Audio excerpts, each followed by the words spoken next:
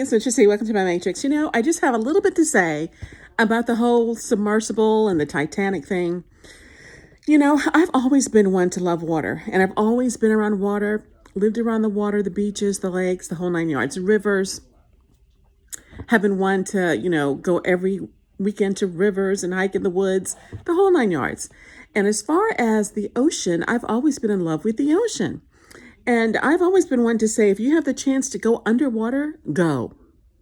Now, with the whole thing with Titanic, I might be rethinking that because my definition of underwater is not the same as what their definition is of underwater. Many years ago when I went to the Bahamas, we flew over and spent a week at Paradise Island. And one of the excursions that we went on was a diving expedition. Now, to get ready for that dive, before I went on this trip, I actually took about 3 weeks worth of diving lessons at a local pool so that I would be ready. I knew that I wasn't going to be learning to 100% scuba dive, but at least I'd be able to snorkel. I was already a swimmer, but just wanted to have that little bit of experience behind me as far as experiencing what it's like to have a helmet on, the whole 9 yards, the tank and all that. So I'd get used to that if I choose to do that. So got down to the Bahamas and they had this thing called helmet diving. So I did helmet diving because it's very similar to scuba diving. So what had happened was, we got on this boat. It was an excursion. And this boat took about 12 of us out. We had to what do ships do? They sail.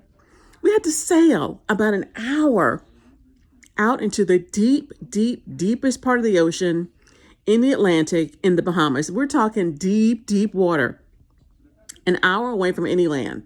So we get all the way out there and then we get all suited up. And with the helmet diving, what it is you're going to be underwater, but you're going to have air. Instead of scuba tanks, the old-timey gold diving helmets is what we had.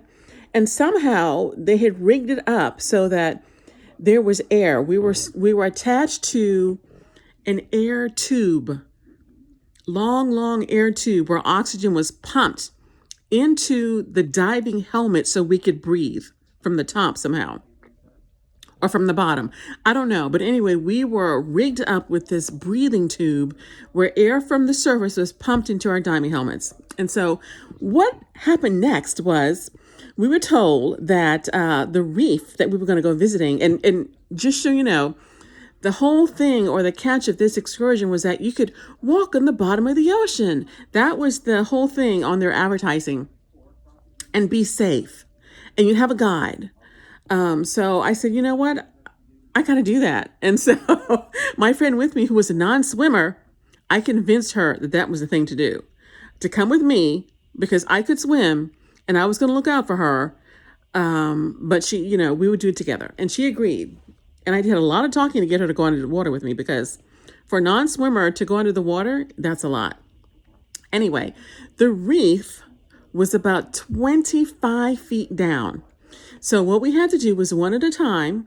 The guide went in the water first. He was with us. And he actually went down to the bottom of the ocean, and waited for us while the crew up top on the ship got us all ready one by one. And what we had to do was get our helmets on before we got in the water. And then we had to climb down the ladder. And then the ladder, I think, was like maybe 5 feet. It was a little bit long because we had a long way to go to get to the bottom of the ocean. And then they said, when you get to the end of the ladder, just let go because the weight of the heavy helmet is going to take you straight down to the bottom of the ocean. But you're going to have air because we're going to be pumping the air into this thing. So that's what we did. So I got to the bottom of the ladder and I let go. And the ladder was only like 6 feet. So we had a long drop to the bottom. I didn't think I was going to ever hit the bottom. I kept looking down and I could see the guide down there and some of the other people with us. I thought, my God, are we ever going to get to the bottom of the ocean? And we did.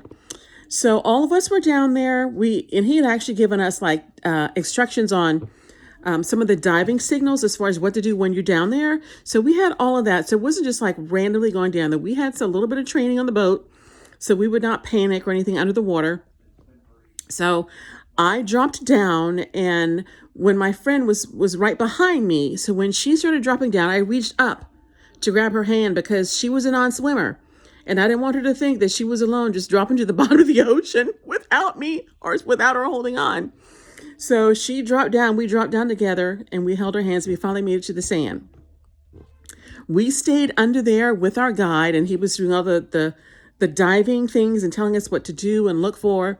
And he told us a lot of things that we were going to do and see on the ship so we would know what to do down in the water, underwater.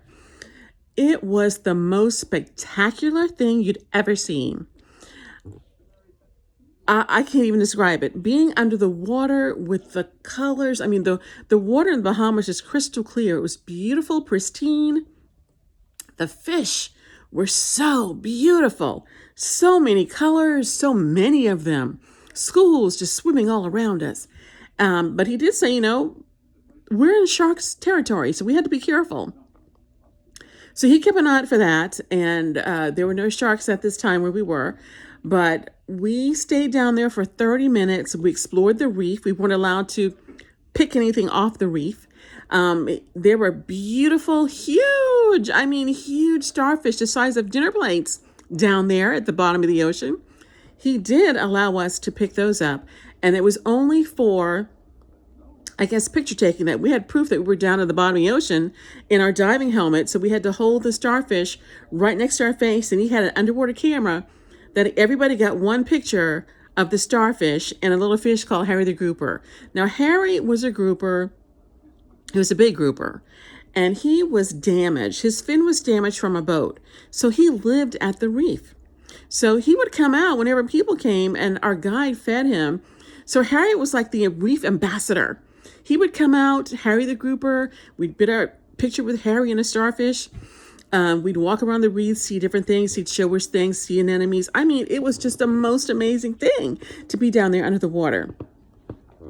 But, when I think about that now, anything could have happened. I mean, lines could have gotten tangled. Somebody's air might not have worked. I mean, we were 30 feet below the ocean. And to get back up, we had to swim back up. So the thing was, we had to, I was a swimmer. He told us that we had to kind of jump up and shoot off with our arms up to get up high enough to reach the ladder and kick, so they did that. And the other thing they did was for the non-swimmers, he asked them to, if they couldn't swim up to the ladder, to hold onto the diving helmet, and they would gently kind of pull them with not only did we have a air hose, but we had a tethering hose too. So we couldn't get loose from the boat because the air hose and the tethering hose, the tether was the one. So if something happens, we just had to hold onto the helmet and they could drag us up to the surface. So for the non-swimmers, that's what they had to do. They had to hold onto the helmet and the tether hose. They would reel that back in, to get them back up to the boat if they couldn't swim up to the boat or kick themselves up to the water surface. So that was the most amazing thing. And I'm telling you, it was so beautiful down there. And oh my gosh, I'm so glad I had the chance to go. In my youth, we did crazy things, but I've always been the one to be very adventurous and do anything at least one time. So I know that they still do that. I've looked online. I've seen other tropical places where they still do helmet diving. And that is pretty safe. Pick a reputable company, look at their reviews, make sure it's safe. But after looking and seeing, what happened with the crew of the Titan, I don't know. I've been underwater down there a long, deep part of the ocean. I think I'm done with that. I think that experience was enough. There were some other things on my bucket list. I'll tell you about those in a minute in another video. But I wanted to do some more water things, but I think I'm good with what I've already done.